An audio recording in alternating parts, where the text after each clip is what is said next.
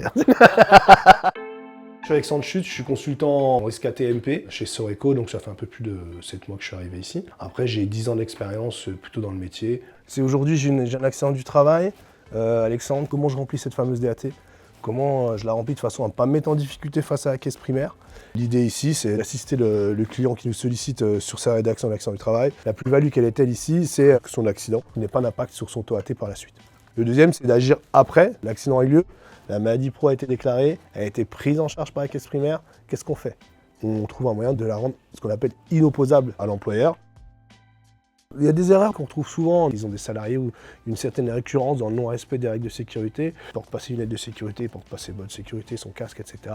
Et c'est des éléments qu'ils veulent mettre absolument en avant dans leur code de réserve, alors que c'est exactement l'erreur à ne pas faire. Parce que la sécurité, c'est à la charge de l'employeur. C'est mettre en lumière votre propre carence. C'est dommage de se prendre un contrôle d'inspection du travail. Qu'est-ce qui rend ce métier à ce point stratégique? C'est que les ATMP touchent des matières aussi connexes, le droit du travail. Des problématiques qui sont liées à la faute inexcusable. C'est des choses qui peuvent être très lourdes pour un employeur. Il n'y a pas un lien direct, mais en tout cas qui est connexe. Si ce n'était pas géré ici pour les AT, ça a posé un problème après en matière de droit du travail. Les ATMP, ça peut régler aussi certaines problématiques de l'absentéisme. C'est un lien aussi avec la prévention. Avoir une bonne analyse de ces accidents du travail, de ces maladies pro, permet de mener des actions en amont pour s'éviter aussi que l'accident survienne.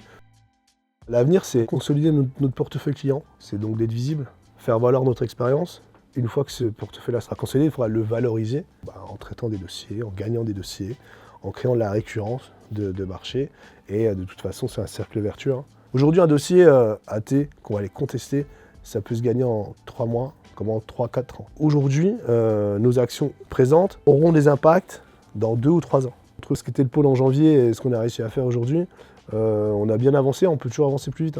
Qu'on continue à prendre du plaisir quotidiennement à travailler, qu'on ait la chance de pouvoir partager notre expérience à ceux qui le veulent pour agrandir la famille ATMP et que sur 2 ou 3 ans, qu'on ait besoin de recruter beaucoup de gens, parce que là, on fait beaucoup de marché.